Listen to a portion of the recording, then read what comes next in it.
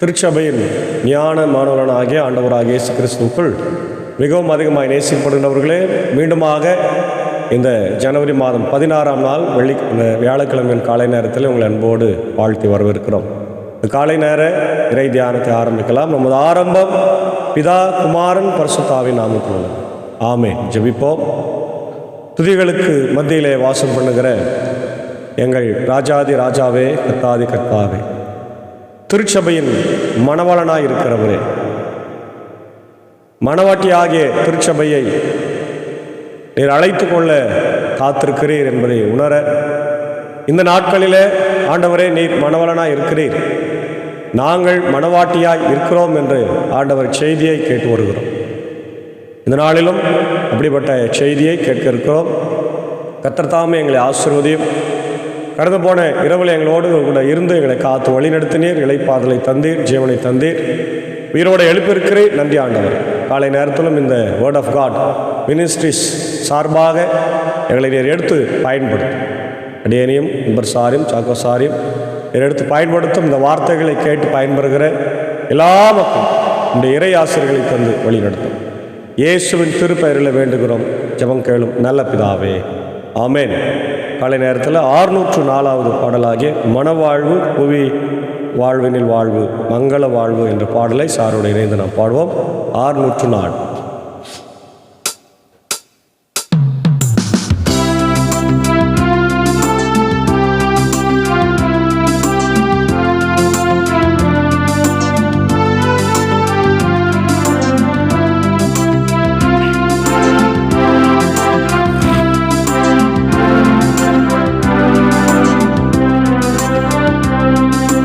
மனவாழ்வு புவி வாழ்வினில் வாழ்வு மங்கள வாழ்வு வாழ்வினில் வாழ்வு மனவாழ்வு புவி வாழ்வினில் வாழ்வு மறுவிய சோபன சுப வாழ்வு உன்னை பிரியாது லோகையும் மாது சுபமண மகளி வரிது போது மனமுறையோடு விசனம் விடாது வந்தனருமதருள் பேராவே நல்ல மனவாழ்வு புவி வாழ்வினில் வாழ்வு மங்கள வாழ்வு வாழ்வினில் வாழ்வு மனவாழ்வு புவி வாழ்வினில் வாழ்வு மறுவிய சோபன சுப வாழ்வு ஜீவதயாகர சிருஷ்டி அதிகார தெய்வீக மாமண அலங்காரா தேவகுமாரா திருவெல்லியோரா சேர்ந்தவர் கருள் தராதிருப்பீரா நல்ல மனவாழ்வு பூமி வாழ்வினில் வாழ்வு மங்கள வாழ்வு வாழ்வினில் வாழ்வு மனவாழ்வு பூமி வாழ்வினில் வாழ்வு மறுவிய சோபன சுப வாழ்வு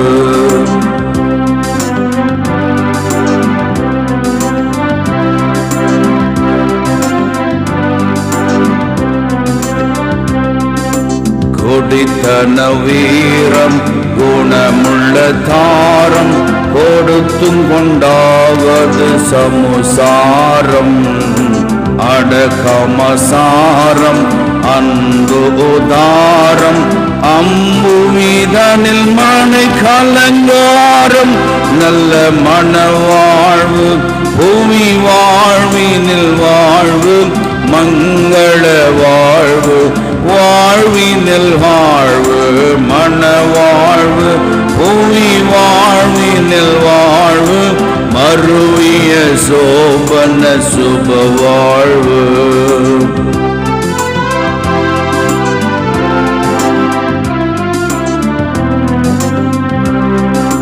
மன்றல் செய்தேவி மணாளனுக்காவி மந்திரம் அவர் குறை மேதாவி அன்றி பூவி தமிழ் அமிர்தம் சஞ்சீவி அவளை இல்லாதவனொரு பாவி நல்ல மணவாழ்வு பூமி வாழ்வினில் வாழ்வு மங்கள வாழ்வு வாழ்வினில் வாழ்வு மன்ன வாழ்வு பூமி வாழ்வினில் வாழ்வு மறுவிய சோபன சுப வாழ்வு.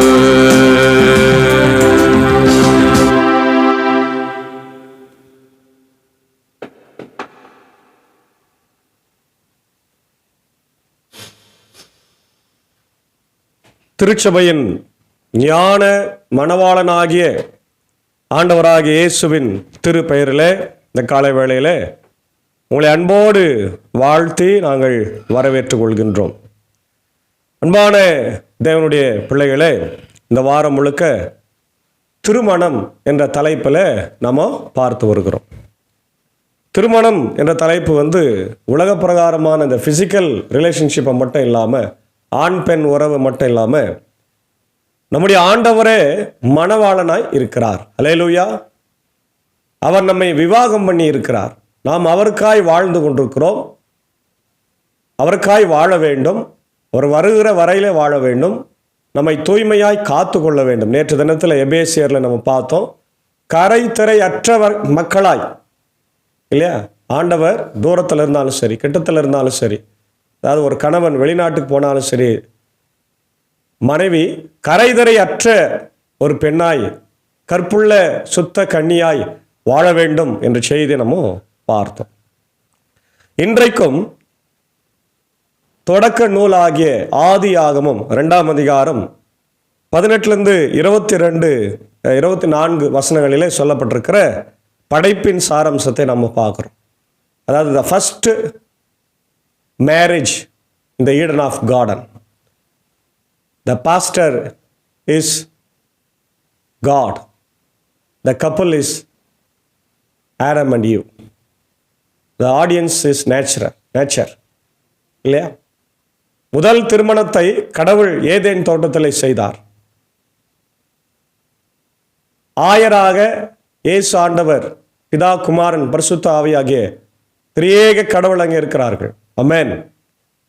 பிதா படைக்கிறவர், குமாரன் காக்கிற மீட்கிறவர், தூய ஆவியானவர் விடுவிக்கிறவர், சத்தியத்தில் நடத்துகிறவர், கணவன் மனைவியாய் வாக்கு கொடுக்கிற அந்த மக்கள் ஆதாமும் ஏவாளும்.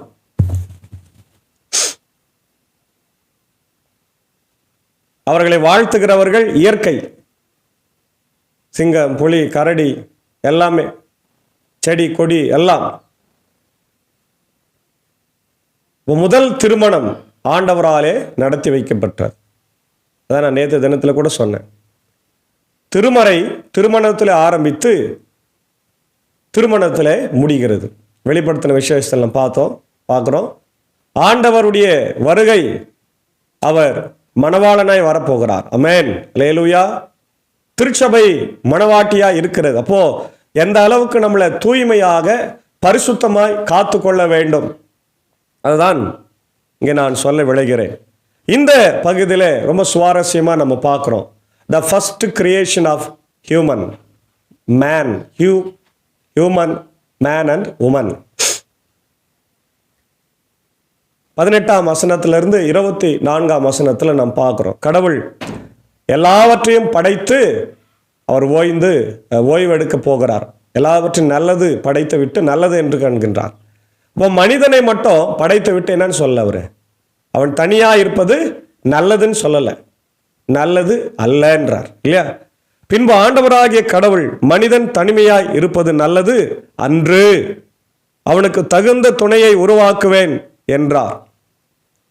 அவன் தனியாய் இருக்கக்கூடாது, அவனுக்கு ஏற்ற துணை வேண்டும். ஏன்னா ஆண்டவர் மனிதனை நன்றாய் அறிந்திருக்கின்றார். ஏன்னா அவருடைய சாயலில் தான் அவர் படைக்கிறாரு. அவருடைய அறிவு, அவருடைய ஞானம், அவருடைய பரிசுத்தம் எல்லாம் அவனுக்கு தராரு. எல்லாத்துக்கும் மேலே அவருடைய ஜீவ சுவாசத்தையே ஊதுறாரு. அப்போது அவனை பார்க்குறாரு, அவன் மகிழ்ச்சியாகவே இல்லை. மற்ற மிருக ஜீவன்கள் எல்லாம் ரொம்ப மகிழ்ச்சியோடு இருக்கிறது, சிங்கத்தோடு வாழ்ந்து கொண்டிருக்கிறது. புலி ஆண் புலி பெண் புலியோடு வாழுது, எல்லாம் ஜோடி ஜோடியாக வாழுது. இவன் என்ன செய்கிறான்? தனிமையாக இருக்கிறான். ஒருவேளை அந்த மிருகங்களோட பகலில் அவன் மகிழ்ச்சியாக இருந்திருப்பான், இரவு நேரத்தில் உறங்கும் போது தனியாக உறங்கி இருப்பான். அப்போது ஆண்டவர் அதை பார்க்குறார். அவருக்கு தெரியும், God can understand the feelings of human. Amen. நம்முடைய உணர்வுகளை இல்லையா ஆண்டவர் புரிந்து கொள்ளுகிறார். நீ துக்கமாக இருக்கிறியா, நீ தனிமையாக இருக்கிறியா, உனக்கு துணை வேண்டுமா என்பதை ஆண்டவர் அறிந்திருக்கிறார். பிரியமான தேவனுடைய பிள்ளைகளை, ஒருவேளை இன்னைக்கு நம்ம யோசிக்கலாம், என்னுடைய கஷ்டமெல்லாம் ஆண்டவருக்கு புரியுமா? என்னுடைய தனிமையின் உணர்வு ஆண்டவருக்கு தெரியுமா? நான் கணவன் இல்லாமல் இருக்கிறேன், நான் மனைவி இல்லாமல் இருக்கிறேன், நான் பிள்ளைகள் இல்லாமல் இருக்கிறேன், இந்த உலகத்தில் உறவு இல்லாமல் இருக்கிறேன்னு சொல்லி நிறைய மக்கள் இன்றைக்கு வேதனையோடு இருக்கிறத நம்ம பார்க்குறோம். எல்லாருடைய உணர்வையும் புரிந்து கொண்டிருக்கிறவர் தான் நம்முடைய ஆண்டவர். Praise the lord. ஆமென். எல்லாருடைய உணர்வுகளையும் புரிந்து கொண்டிருக்கிறவர். அவர் எல்லாவற்றையும் நன்மையாக மாற்றுவார். அதனால்தான் இங்கே ஆதாம் ரொம்ப தனிமையில் மனவேதனையோடு இருக்கிறத, டிப்ரெஷனில் ஸ்ட்ரெஸ்ஸில் இருக்கிறத பார்த்து அவனுக்கு ஒரு துணையை உண்டாக்க வேண்டும் என்று சொல்கிறார். ஆனால் அப்போ ஏற்ற துணையை கொடுக்கணும் இல்லையா? இப்போ சிங்கத்துக்கு ஜோடி சிங்கம் தான் இருக்குது, மாறி மாறி கொடுக்கல. அப்போது ஏற்ற துணையை உண்டாக்கணும்னு சொல்லி என்ன பண்ணுறார் பாருங்க, இன்னொரு களிமண்ணில் தான் உருவாக்கணும் பெண்ணையும் இல்லை, அவனுடைய விலா எலும்புகளை இங்கே இருந்து உன்னை எடுக்கிறார், எடுத்து அது அழகான பெண்ணாக மாற்றுகிறார். அதனால தான் பாருங்க, பெண் இரக்கத்தில் ஆண்டவருடைய படைப்பில் பெண் மிகவும் அழகானவள், மென்மையானவள். ஏன்னு சொன்னால் அது ஆணுடைய எலும்பில் இருந்து படைக்கும். ஆண் மண்ணினால் படைக்கப்பட்டதுனால அவன் கரடு முரடாக இருக்கிறான். ஆனால் பெண் மென்மையாக அழகாக இருக்கிறாள். அதற்கு காரணம் என்னவென்று சொன்னால் ஆண்டவர் அவனுடைய எலும்பில் இருந்து எடுக்கிறார். அதுக்குள்ளே என்ன இருக்குது? எலும்பில் வெறும் எலும்பு இருந்திருக்கா, சதையும் சேர்ந்து தான் இருந்திருக்கும். அதெல்லாம் சேர்த்து தான் ஆண்டவர் அழகான பெண்ணாக படைக்கின்றாள் என்று நம்ம பார்க்கிறோம். நிறைய கவிதைகள் எல்லாம் பெண்களை குறித்து எழுதுகிறத நம்ம பார்க்க, நம்ம அது தேவையில்லை, அது நமக்கு அந்த சப்ஜெக்ட் அவசியம் இல்லை. ஆனால் கடவுளுடைய படைப்பில் ஆணும் பெண்ணும் அழகானவர்கள், அதில் எந்த மாற்று கருத்துமே இல்லை என்பதை நாம் புரிந்து கொள்ள முடிகிறது. அப்போது பெண்ணை படைத்து ஆதாமுக்கு கொண்டு கொடுக்கிறார். ஆதாம் அவளோடு சேர்ந்து வாழுகிறதை பார்க்குறோம். அதுக்கப்புறம் அவன் முகம் பிரகாசமாக, அது வரைக்கும் டல்லாக இருந்தது, இருட்டாக இருந்தது, பிரகாசமாக மகிழ்ச்சியாக சமாதானமாக அவன் இருக்கிறான். ஆசீர்வாதத்தை அவன் பெற்றுக்கொள்கிறான். அப்போது தனிமையின் வாழ்வை ஆண்டவர் என்ன பண்ணுறாரு? மாற்றுகிறார். உண்மையான தேவனுடைய பிள்ளைகளே, இன்றைக்கு நிறைய மக்களுடைய வாழ்க்கையில் கூட திருமணம் செய்ய முடியாத ஒரு சூழல் இருக்கிறது. காரணம் என்ன? பணம் இல்லாமல் இல்லையா, பெண் கிடைக்காம. இன்றைக்கி நிறைய வரன்களை நாமளும் பார்த்து கொண்டு தான் இருக்கிறோம் இல்லையா, எல்லாருக்கும் பார்க்குறோம், இது பண்ணுறோம். ஆனால் திருமண வாழ்க்கையை ஆண்டவர் உருவாக்குறதுனால யாருக்கும் திருமண வாழ்க்கையை நம்ம மறுக்கக்கூடாது, இல்லை என்று சொல்லவே கூடாது. அவங்களுக்கு நம்ம உற்சாகப்படுத்தி குடும்ப வாழ்க்கையில் கொண்டு வருகிற போது அவங்க வாழ்க்கை ஆசீர்வாதமாய் இருக்கும். எத்தனையோ மனிதர்களுடைய வாழ்க்கை திருமணத்திற்கு பிறகு ஆசீர்வாதமாய் தலைகீழாக மாறி இருக்கிறதை நம்ம பார்க்கின்றோம். அப்போது பாருங்கள், அடுத்தது படிக்கிறோம், எல்லாம் தெரிஞ்ச வசனம்தான். ஆண்டவராகிய கடவுள் மண்ணிலிருந்து எல்லா காட்டு விலங்குகளையும் வானத்து பறவைகளையும் உருவாக்கி அவற்றிற்கு மனிதன் என்ன பெயரிடுவான் என்று பார்க்க அவற்றை அவரிடம் கொண்டு வந்தார். அவரே பார்க்குற, நீ பேர் வைப்பான், நீ எல்லாத்துக்கும் பேர் வைன்றார். உயிருள்ள ஒவ்வொன்றுக்கும் அவன் பெயரிட்டானோ, என்னென்ன பெயரிட்டானோ அதுவே பெயராயிற்று. கால்நடைகள், வானத்து பறவைகள், காட்டு விலங்குகள் ஆகியவற்றிற்கும் மனிதன் பெயரிட்டான். தனக்கு தகுந்த துணையையோ மனிதன் காணவில்லை. ஆகவே ஆண்டவராகிய கடவுள் மனிதனுக்கு ஆழ்ந்த உறக்கம் வர செய்து அவன் உறங்கும் பொழுது அவன் விலா எலும்பு ஒன்றை எடுத்துக்கொண்டு எடுத்த இடத்தை சதையினால் அடைத்தார். ஆண்டவராகிய கடவுள் தாம் மண்ணிலிருந்து மனிதனிடமிருந்து எடுத்த விலா எலும்பை ஒரு பெண்ணாக உருவாக்கி மனிதனிடம் அழைத்து வந்தார். அப்பொழுது மனிதன், இதோ இவளே என் எலும்பின் எலும்பும் என் சதையின் சதையும் ஆனவள் இல்லையா, ஆணிடமிருந்து எடுக்கப்பட்டதால் இவள் பெண் என்று அழைக்கப்படுவாள் என்றார். அன்பான தேவனுடைய பிள்ளைகளே, முதல் மேரேஜையும் ஆண்டவர் தான் பண்ணுறாரு, முதல் சர்ஜரியும் ஆண்டவர் தான் பண்ணுறார், முதல் டாக்டரும் அவர் தான். ஆமென். ஏதேன் தோட்டத்தில் ஆதாமுக்கு அயர்ந்த நித்திரையை கொடுக்குறாரு. நல்லா தூங்கிட்டு அவருடைய விலா எலும்பை என்ன பண்ணுறாரு? கட் பண்ணி தான் எடுப்பார். அவருடைய கரத்தில் அந்த விலா எலும்பை நீக்கி அந்த எலும்பை எடுத்து அதில் சதினால் அடித்து அதை அழகாக அதை ரெடி பண்ணிடுறார். எப்படி ஒரு சர்ஜன் செய்வாரோ, God is a great surgeon. ஆமென். Is a great surgeon, is a great doctor. அவர் செஞ்சுட்டு அதை ஆதாமுக்கிட்ட கொண்டு வரும்போது ஆதாம் சொல்கிறாரு, நீ மேன்லேருந்து எடுக்கப்பட்டபடியினால் நீ உமேன் என்று அழைக்கப்படுவார். ஓ மேன் அப்படின்னு இல்லையா. அது ஒரு பாஸ்டர் என்ன சொன்னார்னா, அந்த பெண்ணினுடைய அழகை பார்த்து ஹோ மேன் அப்படின்னு சொன்னாராம். அதனால தான் அது உ மேன் அப்படின்னு ஆச்சு, உமேன் அப்படின்னு ஆகுது என்று சொல்லுவார்கள். அது எந்த அளவுக்கு உண்மை என்பது நமக்கு தெரியாது. அதனால் மேன் உமன் என்பது வித்தியாசம் கிடையாது, ரெண்டும் ஒன்று தான், ஒரே உடலில் இருந்து எடுக்கப்பட்டவர்கள். அதனால தான் சொல்கிறாரு, இவள் என் எலும்பில் எலும்பும் என் சதையில் சதையும். எந்த விதமான வேற்றுமையும் வேறுபாடுமே கிடையாதுங்க. அதனால் நம்ம ரொம்ப தெளிவாக மக்களுக்கு அதை எடுத்து சொல்லணும். ஆண் ஆதிக்க சிந்தனை உள்ள இடங்களில், பெண் ஆதிக்க சிந்தனை உள்ள இடங்களில், சில இடங்களில் ஆண்கள் அதிகமாக இருப்பாங்க, சில இடங்களில் பெண்கள் அதிகமாக இருப்பாங்க. குடும்பத்தை அவங்க கஷ்டப்படுத்துவாங்க, துன்பப்படுத்துவாங்க. எல்லாத்தையுமே நம்ம சரிசமமாக பார்க்கணும். குடும்பத்தில் ஆணும் சரி பெண்ணும் சரி சரிசமமாக இருக்கிற போது அந்த குடும்பம் ஆசீர்வாதமாக இருக்கும். அதான் சொல்கிறார். இதனால் கணவன் தன் தாய் தகப்பனை விட்டு தன் மனைவருடன் ஒன்றித்திருப்பான், இருவரும் ஒரே உடலாக இருப்பார்கள். பார்த்தீங்களா? அப்போது கணவன் மனைவி ஒன்றாக இருப்பார்கள். அப்பா அம்மா விட்டுட்டு இங்கே நிறைய குழப்பங்களெல்லாம் வருது. அப்பா அம்மா அப்போ விட்டுருணுமா, அவங்களுக்கு எதிராக செய்யக்கூடாதானா? எல்லாமே செய்யணும். அவங்களோடு கூட வாழ்ந்த வாழ்க்கையை விட கொஞ்சம் வித்தியாசமான வாழ்க்கையை கணவன் மனைவியாக வாழ்வார்கள். அவங்களுக்குன்னு ஒரு புதிய உலகம் அங்கே ஆண்டவர் படைத்திருக்கிறார். ஆகவே தேவனுடைய பிரியமான பிள்ளைகளை, உலகத்தை படைத்த போது ஆண்டவர் அப்பா அம்மாவை முதல்ல படைக்கலை, கணவன் மனைவியை தான் படைத்தார். நண்பனை படைக்கலை, அண்ணன் தம்பியை படைக்கலை, கணவன் மனைவியை தான் படைத்தார். அப்போது உலகத்தில் மிகச்சிறந்த ஒரு உறவாக கணவன் மனைவி உறவை நாம் பார்க்க வேண்டும். அதை தூய்மையாக நாம் பார்க்க வேண்டும், தூய்மையாக மதிக்க வேண்டும், எண்ண வேண்டும். நம்முடைய திருமணத்தில் நாம் கொடுக்கிற வாக்குறுதிகளை எந்த சூழ்நிலையிலும் நாம் கைவிடாமல் இருக்க வேண்டும். ஆனால் இன்றைக்கு நிறைய குடும்ப வாழ்க்கையில் நிறைய பிரச்சனை, ஈகோ. ஏற்கனவே நான் சொன்னேன் இல்லையா, ஈகோ. யார் பெரியவர்கள், என் பேச்சை தான் நீ கேட்கணும், உன் பேச்சை தான் நான் ஏன் கேட்குறேன் அப்படின்னு சொல்லி கணவன் மனைவி சண்டையிட்டு கொண்டு குடும்ப வாழ்க்கையில் பிரிந்து போகிற நிலைமை இன்றைக்கி இருக்குது. நிறைய கிறிஸ்தவ குடும்பங்கள் எங்கே இருக்கிறாங்க? கோர்ட்டில் நிற்கிறாங்க. எவ்வளோ அசிங்கம் இல்லையா, அவமானம் இல்லையா? கடவுளுக்கு முன்பாக நம்ம திருமறையை வாசிக்கிறோம், பைபிளை வாசிக்கிறோம், திருவிருந்தை பெறுறோம், ஞானஸ்நானம் பெற்றிருக்கிறோம். ஆனால் நாம் கோர்ட்டுக்கு போய் எங்களை பிரித்து வைங்கன்னு கேட்கும்போது அந்த ஜட்ஜி வைக்கலெல்லாம் சிரிக்கிறாங்க. நீங்கள் எல்லாம் கிறிஸ்தவன் சொல்கிறீங்க, எப்படி உங்களுக்குள்ள அன்பே இல்லையா? ஜீசஸ் அன்புள்ளவர்னு சொல்லி நாங்கள் பார்க்குறோமே அப்படின்னு சொல்லி நம்மளை அவமானப்படுத்துகிறாங்க இல்லையா? நம்ம யாரை அவமானப்படுத்துகிறோம்? இயேசுவை அவமானப்படுத்துகிறோம். நமக்காக கல்வாரி சிலுவையில் மரித்து மீட்டு கொண்ட ஆண்டவரை அவமானப்படுத்துகிறோம். அவர் தன் குடும்பத்தை நேசித்தார். பார்த்தியா? 30 வருஷம் வரையில் தன் தாயாரை நேசித்தாரு, தன் உடன் பிறந்தவர்களை நேசித்தாரு, அவங்களுக்காக உழைத்தாரு. நம்மளுடைய குடும்பத்தை நேசிக்கிறதில்ல, மனைவியை நேசிக்கிறதில்ல, கணவனை நேசிக்கிறதில்ல. அன்பான தேவனுடைய பிள்ளைகளே, இது ஆவிக்குரிய செய்தி இல்லையா? ஆண்டவர் மணவாளனாக இருக்கிறார், திருச்சபையின் ஞான மணவாளன். நாம் அவருடைய மணவாட்டியாக இருக்கிறோம். அப்போது இந்த உறவை காத்துக்கொள்வோம். நம்ம டைவர்ஸ் பண்ண முடியாது. அவர் நம்மளை மனைவி விவாகம் செஞ்சிட்டாரு, இது பண்ண முடியாது, விட்டு போக முடியாதுங்க. அதுதான் ஆண்டவர் நமக்கு சொல்கிறார். உலக பிரகாரமான வாழ்க்கை மாதிரி இல்லை.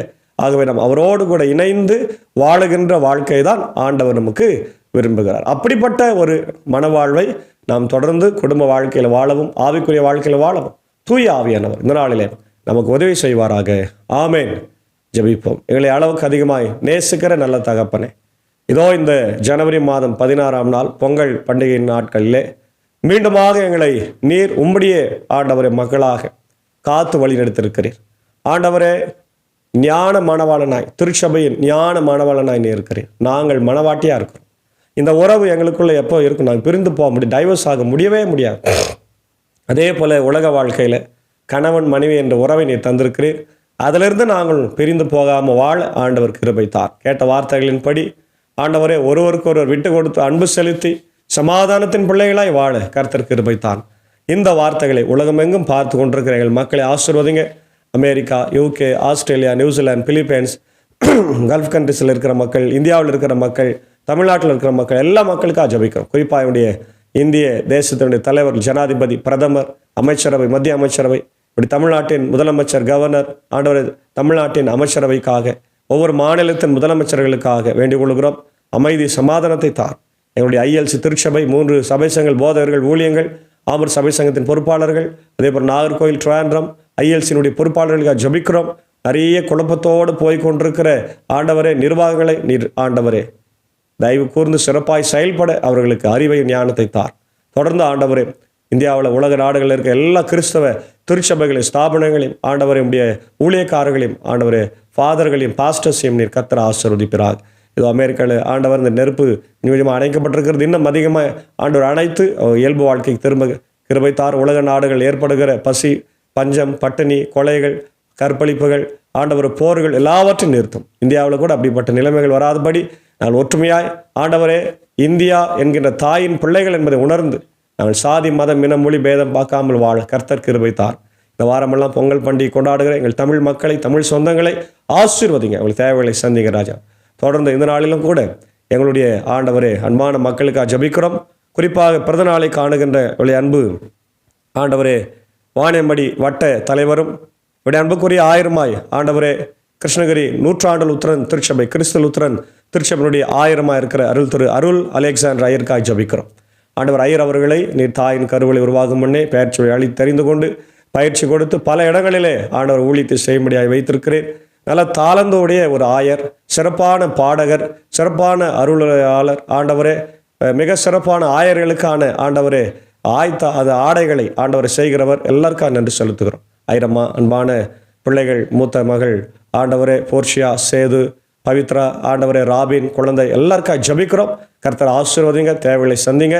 இதோ ஆயர் அவர்கள் நூற்றாண்டு லுத்திரன் திருச்சபையில் பணியாற்றுகிற போது நம்முடைய தெய்வீக கரம் அவரோடு கூட இருந்து நல்ல சுகத்தை இந்த புதிய ஆண்டில் ஆண்டவர் தங்கியிருக்க வேண்டும் என்று ஜபிக்கிறோம். அதே போல் இப்படி கஸ்பா மண்ணின் மைந்தர் ஆண்டவரே அன்பு ஐயா திரு இளவரசன் ரத்தினம் ஆண்டவரே இதோ ஆண்டவரே இன்ஜினியர் அவர்களுக்காக ஜபிக்கிறோம். பல்வேறு நாடுகளிலே பணிகளுக்காக சுற்றுப்பயணத்தை மேற்கொண்டிருக்கிறார். அவரையும் அன்பான ஆண்டவர் பிள்ளைகள், மருமக்கள், பேர பிள்ளைகள் யாவரையும் ஆசீர்வதி வழிநடத்தும் தேவையை சந்தியும். ஆண்டவரே இது நாளில் பிறந்த நாளை திருமலைக்காரர்கள் எல்லாரையும் ஆசீர்வதி. அதே போல் பலவீனமாக இருக்கின்ற இப்படியே உதயநேசர் ஐயருக்காக அமெரிக்காவில் இருக்கிற அவருக்காகவும், இப்படி நிக்சன் ஐயருக்காக, ஆண்டவரே ராஜ்குமார் ஐயருக்காக, இப்படி அருமையான கர்த்தாவே வனஜம்மாவுக்காக, தீபா, ஏழுமலை, ஆண்டவரே ஆலன், ரஃப்யா, ஆண்டவரை வேலன் அவர்களுக்காக ஜபிக்கிறோம். இன்னும் யாரெல்லாம் பலவீனமாய் சுகவீனமாய் படுக்கல் இருக்கிறார்கள் எல்லாரையும் கண் நோக்கி பார். இந்த ஊழியத்தில் எங்களோடு இருக்கிற டென்பர் சாருக்காக, ஆண்டவர் ஏஞ்ச அக்காவுக்காக, அன்பான பிள்ளைகள் மார்த்தாள் மரியாளுக்காக, சாக்கோ சாருக்காக, டீச்சருக்காக, அடியனுடைய குடும்பத்திற்காக ஜபிக்கிறோம். எல்லாரையும் கர்த்தர் ஆசீர்வாதம் வழிநடத்தும். தேவலை சந்திங்க ராஜா. இதை கேட்கின்ற ஒவ்வொரு இல்லங்களிலும் உள்ளங்களிலும் இறை அமைதி சமாதானத்தை தாரும். நீர் ஞான மனோலனாக இருக்கிறீர், நாங்கள் மனவாட்டியாக இருக்கிறோம் என்று உணர்ந்து எங்கள் குடும்ப வாழ்க்கையில் நாங்கள் அந்த ஆண்டவரே கொடுத்திருக்கிற வாக்குறுதிகளை பின்பற்றி வாழ கர்த்தர் கிருபை தார். இந்த நாளின் ஆண்டவர் இறை பணிகளையும் இந்த உலக பிரகாரமான பணிகளையும் கர்த்தர் எங்களுக்கு ஆசீர்வாதம், உடைய பாதுகாப்பை எங்களுக்கு தந்து வழி நடத்தும். இறை மைந்தன் இயேசுவின் திருப்பெயரில் ஜபிக்கிறோம். ஜெபம் கேளு நல்ல பிதாவே, ஆமேன். எல்லாம் வல்ல தந்தை, மகன், தூய ஆவியின் ஆசிகள் இந்த நாளிலே நம் அனைவரோடு கூட இருப்பதாக. ஆமேன்.